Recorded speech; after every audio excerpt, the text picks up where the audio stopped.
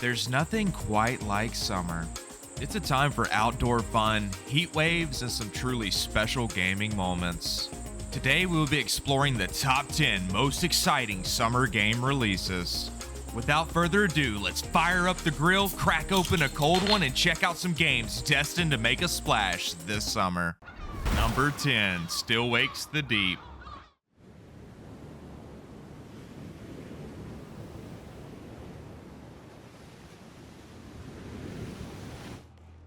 From the same studio that brought us Dear Esther and Amnesia: Machine for Pigs, comes a new story-driven survival horror experience. The Chinese Room has already proven they can create some top-notch narratives, and Still Wakes the Deep will hopefully be more of the same. Set in the 1970s on an oil rig within the North Sea, the players will assume the role of Kaz McCleary, an electrician whom is set to investigate the rig following a catastrophic event. Unfortunately for Kaz, something horrifying has been unleashed from the deep depths and is on a killing spree within the rig.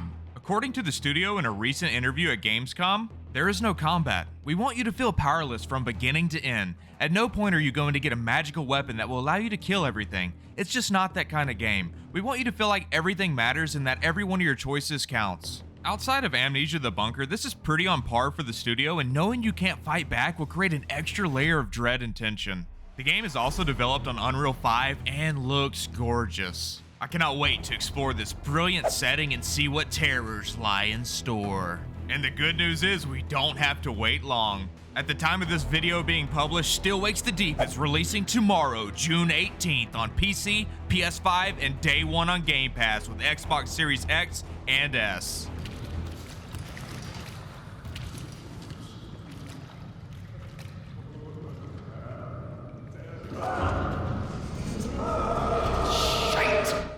Number 9, Frostpunk 2. The world turned against us. Yet, we survived. What better way to cool off from the summer heat than with the chilly survival city builder, Frostpunk 2. Picking up 30 years after its predecessor, players return to New London to take on the role of the steward in an attempt to usher in a new era with the introduction of oil. The sequel will allow players the opportunity to build much larger cities and take advantage of newly implemented districts. These districts will serve as specialized hubs such as food, energy, or shelter. This added freedom is sure to provide more strategic decision making when designing your cities, and I think it's a perfect fit for a game already centered around tough decisions. Speaking of tough decisions, the player will be tasked with many choices throughout the game, and each choice you make will affect your populace as a whole. How will you, the steward, deal with the city's overpopulation issue? How about handling the game's various factions that will rise against you? The choice is yours to make, and you can either reap the rewards or suffer the consequences. There will also be significant upgrades to the sandbox mode, giving you a ton more replayability than the original Frostpunk, and that's awesome to hear. Replayability was one of my biggest gripes with Frostpunk, and I'm glad they are addressing this issue. I fully expect Frostpunk 2 to crank up the challenge and showcase humanity's fortitude as they struggle to survive against the harsh elements of nature, and perhaps an even greater foe, humanity itself. Frostpunk 2 releases on July 25th for Mac, PC, PS5, and day one on Game Pass with Xbox Series X and S. It's restless. Ambition requires men to feed upon. Number 8, Space Marine 2. Moving to objective. Acknowledged. Proceeding to relay. Lhasa on the march to take that high tyrant's head. Maintain Vox reports. Clear that wall-climbing scum! Death to all Xenos! Warhammer 40k is one of my favorite universes to explore, and the original Space Marine was a pretty solid third-person shooter that I have fond memories playing back on my 360. However, it wasn't as great as it could have been, often overshadowed by better games such as Gears of War. Space Marine 2, on the other hand, looks to be dialing the action up to 11 and really upping the ante with one particular feature that I'm really excited about. And that's a fully fledged co-op campaign, something the original was sorely lacking. There's one thing the 40k universe does extremely well, and that's bringing out the bolt gun and causing mass amounts of bloodshed. And what better way to do that than with some friends? Based on what we've seen so far, the game looks to be a blast, and with the recent success of Helldivers 2, third-person shooters are the talk of the town, and Space Marine 2 is looking to capitalize on that hype. The premise here is pretty simple. You'll take control of a fully customizable, badass Space Marine on a mission to exterminate the intergalactic insectoid menace known as the Tyranids. Yes, you heard that right, fully customizable, and by the looks of it, there's a ton of different armor types and weapons you can choose from, which should be music to the ears of any 40k model painting hobbyist. It's a pretty big market, you'd be surprised. The game also features a separate co-op mode called Operations, as well as competitive multiplayer, which is sure to add plenty of replayability and offer a potential robust package, something most games are lacking at launch these days. Gamers just want to see feature-complete games without any compromises or gimmicks, and hopefully this game will deliver. Saber Interactive has also promised there will be no microtransactions or in-game shop, with all in-game content playable and releasing for free. The only paid-for DLC will be optional cosmetics, and that's a huge win. Thank you, Saber Interactive. Space Marine 2 releases on September 9th for PC, PS5, and Day 1 on Game Pass with Xbox Series X and S.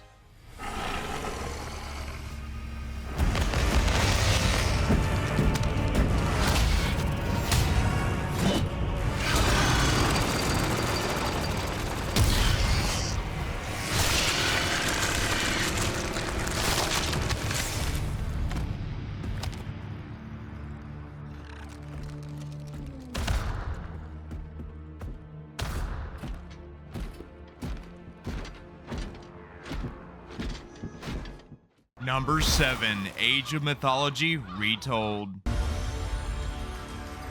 We return to you now as the gods of mankind.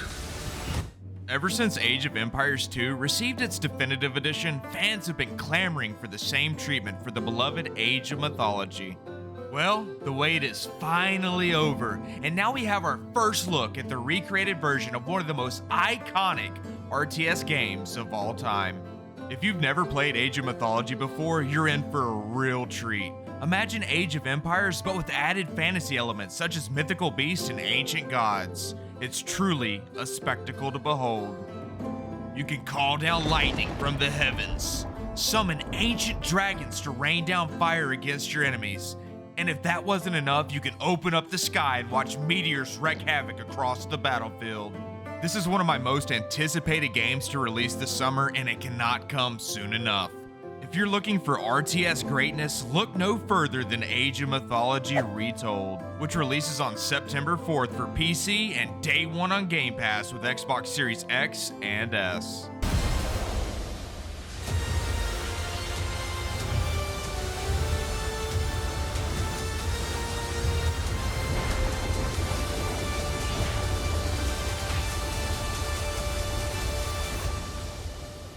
Number 6, College Football 25.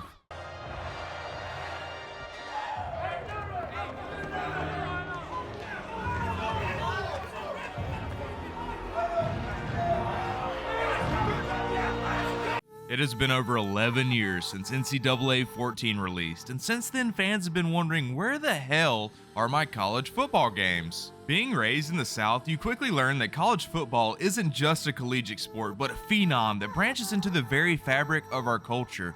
And now the wait is finally over with the upcoming College Football 25, and based off what we've seen so far, it looks like everything I'd want from a modern NCAA title. Starting off, the presentation really captures that game day look and feel. The trailer did an excellent job showcasing each team has their own walkout quirks and animations that I dare say deserves a chef's kiss. Mwah. EA may be a super scummy studio, but I'll give credit when it's due. Presentation aside, perhaps the most exciting feature about College Football 25 is the seemingly massive updates to the gameplay. One example would be the hometown crowd actually has an impact on the away team's performance, and if your players don't have the mental to handle it, good luck, because they're going to make a lot of mistakes. There's also some neat looking player abilities that serve as perks to enhance and tailor your players to meet a specific playstyle. This adds an almost RPG-like system to the game, and I'm here for it. Now your players will suffer from wear and tear throughout the game, making deep string substitutions a must. No longer will your bench be useless. Instead, they serve a very key role in how you should approach each season and each individual game, as well as unique playbooks that will make specific teams look and feel completely different from one another. A feature that should encourage replayability and make starting a new season an exciting endeavor. There's a very good chance this would have been my most played game over the summer if it wasn't for our next entry, or should I say entries. College Football 25 releases on July 19th for both PlayStation 5 and Xbox Series X and S. Kirk Herbstreit here, and welcome to the official EA Sports College Football 25 gameplay deep dive. Today's focus is on the exciting new Campus IQ gameplay feature set, which includes the new wear and tear system, player abilities, home field advantage, unique playbooks, and a host of new mechanics that deliver the explosive, fast-paced gameplay unique to college football. Number 5, Final Fantasy XIV Dawntrail and World of Warcraft: The War Within.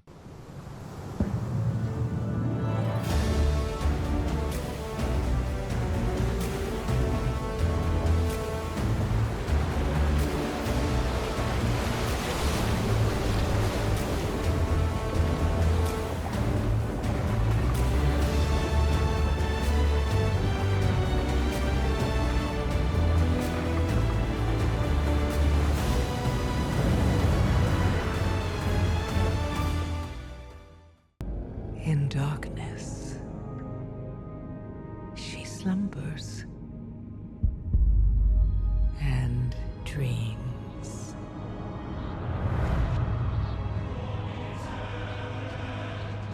And for countless generations, mortal heroes have risen to defend her. The two biggest MMOs on the planet are slated to receive their hyped upcoming expansions this summer, and since they are both deserving of a spot on this list, let's allow them to share an entry. Also, both expansions are the start of a brand new era for each game, and this makes for an exciting summer for us avid MMO players. Kicking things off with Final Fantasy XIV Dawntrail. A Realm Reborn has been a game I've played on and off since launch, and one I hold near and dear to my heart. However, I'm still not current, and if I want to experience Dawntrail over the summer, I have my work cut out for me. That being said, what I've seen so far from the expansion has me wanting to dive back in and get lost in what is, in my opinion, the very best main story quest featured within any MMO, hands down. Dawntrail is packed full of new features, including 2 new jobs, the Viper and Pictomancer. The Viper is a disciple of war, revolving around the use of twin blades that can combine when necessary to create a powerful two-handed weapon. The Pictomancer, on the other hand, is a disciple of magic DPS job with some added utility, making them more of a supportive role. The fact your main weapon is a paintbrush should instantly tell you whether the job is right for you or not. Me personally, yes, I'm ready to channel my inner Bob Ross and paint some fools. There's also an extensive graphical update coming to the game as well, which will provide a fresh coat of paint and a much needed facelift to the game. You can also expect additional challenging raids to tackle, playable Hrothgar females, Beastmaster limited job, the level cap being raised to 100, and so much more. If you've been on the fence about trying or returning to Final Fantasy XIV, there is no better time than the present, so what are you waiting for? Dawntrail releases on July 2nd for Mac, PC, PS4, PS5, and Xbox Series X and S. Might you have a moment to speak further?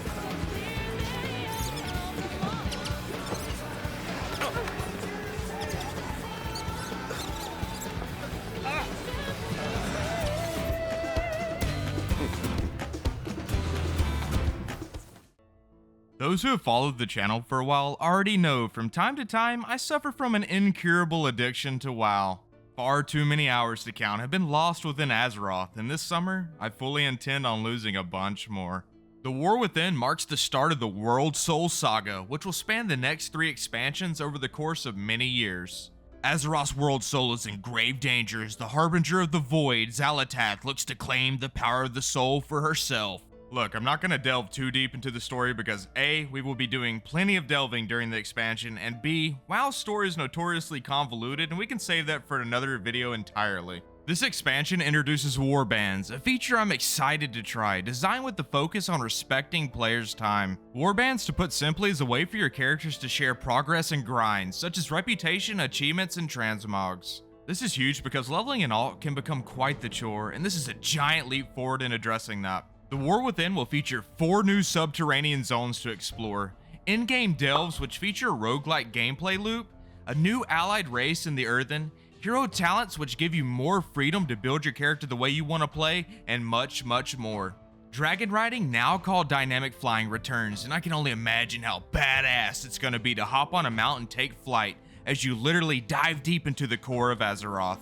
I'm expecting some top-notch level design, fully taking advantage of verticality, and here's hoping Blizzard can deliver another great expansion.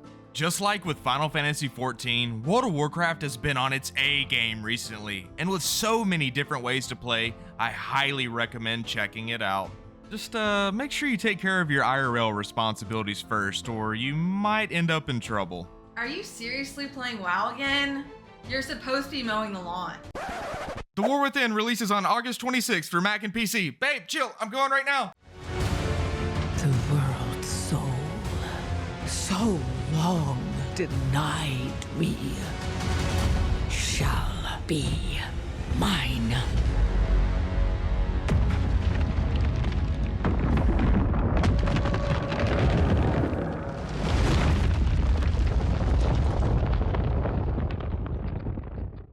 Number 4, Stalker II. Сборки и не лезу. Не хочу пулю поймать. Ну не знаю. Между аномалией и маслиной я уж лучше пулю выберу.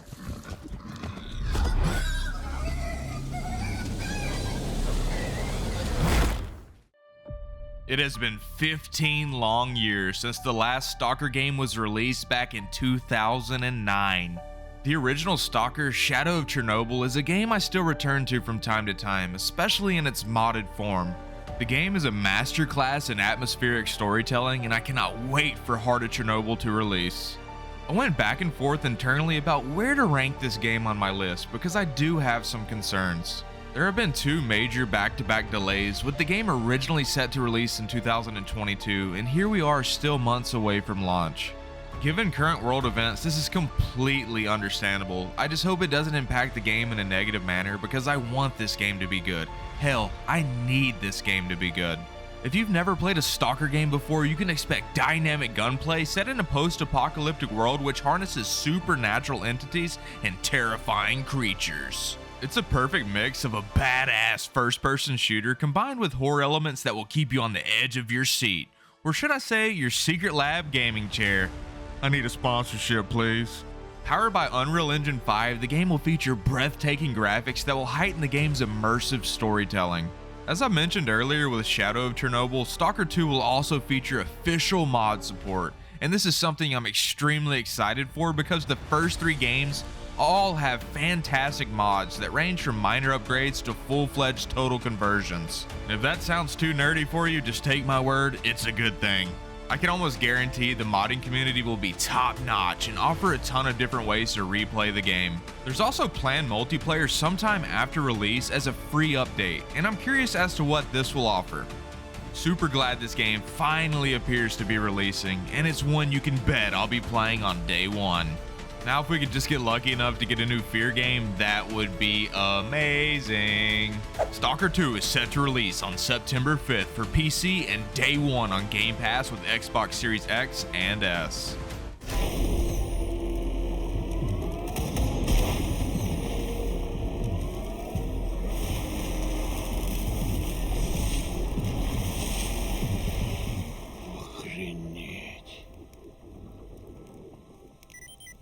Похоже, пора.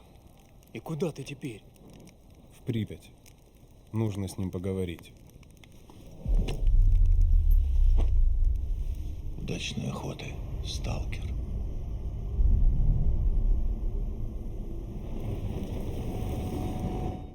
Number 3, Black Myth Wukong.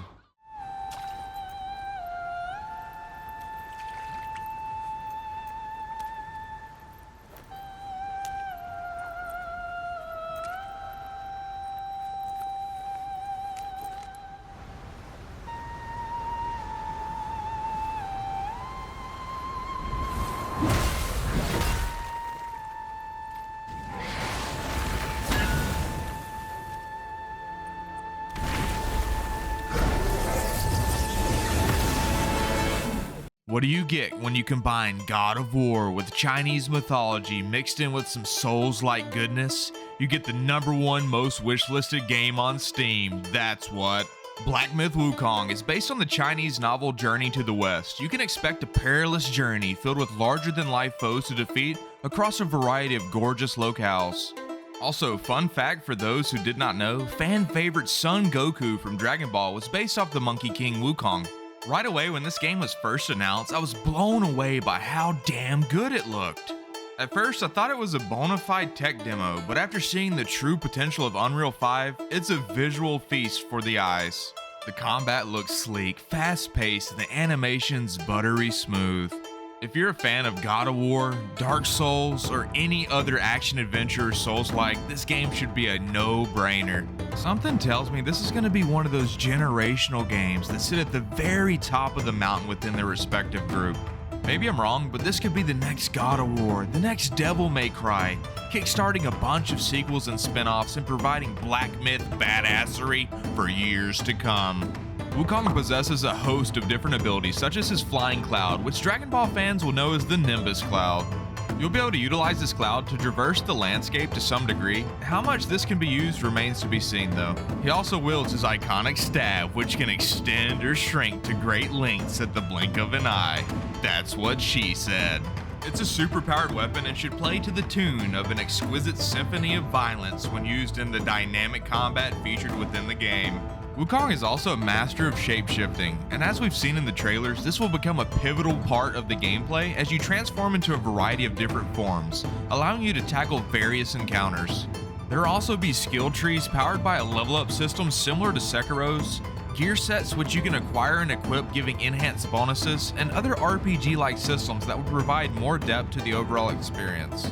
Will Black Myth Wukong have what it takes to insert itself as an all-time great, or has the studio put too much focus on style over substance? The good news is we don't have to wait much longer to find out.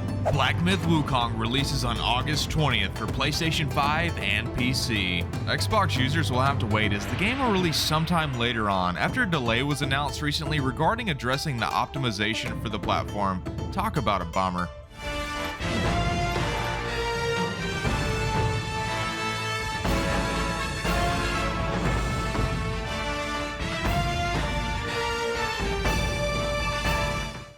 Number 2, Star Wars Outlaws. The Empire controls every corner of the galaxy, but they're distracted by a rebellion that won't quit. It's an opportunity to make millions. K-Vess, the underworld's favorite new scoundrel. The very first true open-world Star Wars game is releasing this summer, and I can barely contain my excitement. Like seriously, I am beyond hyped for Outlaws. Let's start by addressing the bantha in the room, shall we? Yes, this is an Ubisoft game, which means it's already getting a ton of hate, and understandably so. But if there's one thing Ubisoft games do best, that's provide expansive sandboxes to play in, and Assassin's Creed Star Wars sounds right up my alley. Players take on the role of scoundrel K-Vess as she attempts to navigate the treacherous nature of the galactic underworld. Taking place sometime between Empire Strikes Back and Return of the Jedi, this is a galaxy nearly extinct of Force wielders, which means you shouldn't expect to see lightsabers or the use of any Force powers. I can already see the pitchforks and torches being raised, but hear me out. In my opinion, Star Wars is at its very best when it's more grounded and able to focus on other aspects of this expansive universe. Rogue One is a prime example of this. My point being is you don't need lightsabers or the Force in every single iteration of Star Wars. It's just not necessary to create an awesome experience. I for one am thrilled this is a tale of scoundrels and smugglers, which is a breath of fresh air for Star Wars games. You can go ahead and bet your credits I'll be the scruffiest nerf herder in the galaxy and loving every single minute of it. Now let's talk about what makes Star Wars Outlaws potentially an all-time hit from a gameplay perspective.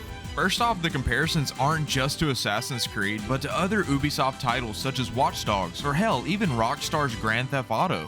There's a fully fledged wanted system that features crimes you can commit, which will tarnish your reputation in certain systems, and I could even see bounty hunters catching wind and pursuing you as well. That would be kick-ass. entire planets to explore, with each planet focusing on a different aspect of gameplay. In a recent interview with Famitsu, developer Massive Entertainment stated that Star Wars Outlaws was developed with the idea that each planet offers a different gameplay experience. For example, in Toshara, you can explore the wilderness on a speeder bike, or on another planet you can become a thief working behind the scenes in the city. On paper, this sounds like the Star Wars games many fans have been desperate for so many years. You can expect thrilling dogfights in space, meaningful choices that actually matter, and freedom to play the game exactly how you want to play it. Do you want to focus more on a stealthy playstyle, utilizing traps and silent takedowns to accomplish your goals? You can do that. Or would you rather dive in headfirst, blasters blazing? You can do that as well. The choice is yours to make. Look, I could sit here all day and talk Star Wars Outlaws, which is why I'm planning on releasing a much more in-depth video covering everything Outlaws has to offer. So if you're not subscribed to the channel, then you should smash that subscribe button and stay tuned for more extensive coverage of Outlaws and many other games featured on this list as well. Star Wars Outlaws releases in a galaxy not very far away on August 30th for PC, PS5, and Xbox Series X and S. But all I want is to live free. So I'm gonna risk it all. Hold on, Nick!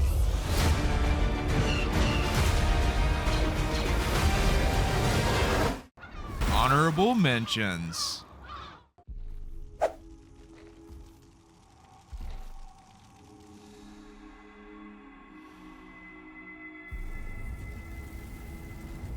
Our world is in chaos.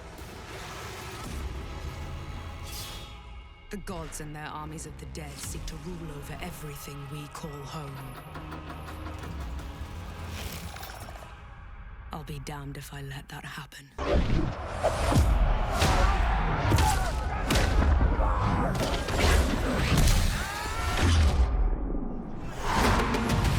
This is Fieldsense, powered by BoomTech. Authentic one-on-one impacts fueled by physics.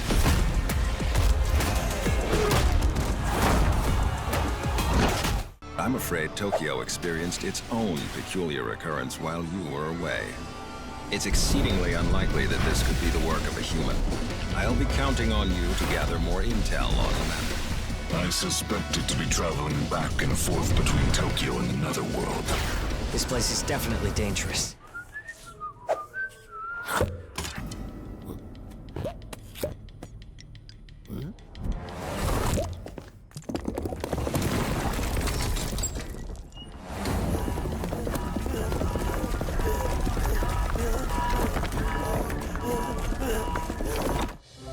As young witches and wizards, we all dream of soaring through the sky like our favorite heroes.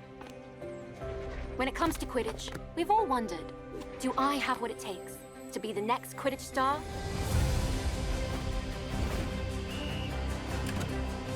Number 1, Elden Ring, Shadow of the Erd Tree.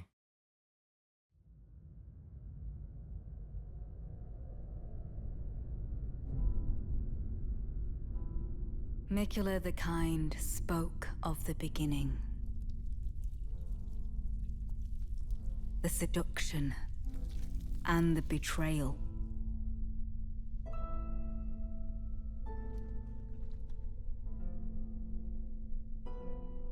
An affair from which gold arose.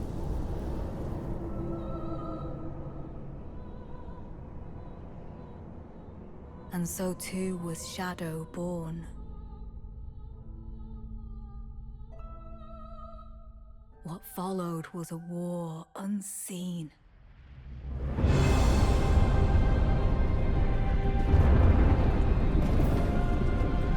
One that could never be put to song.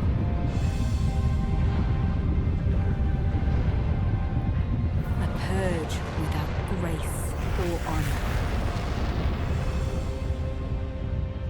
The tyranny of Messmer's flame.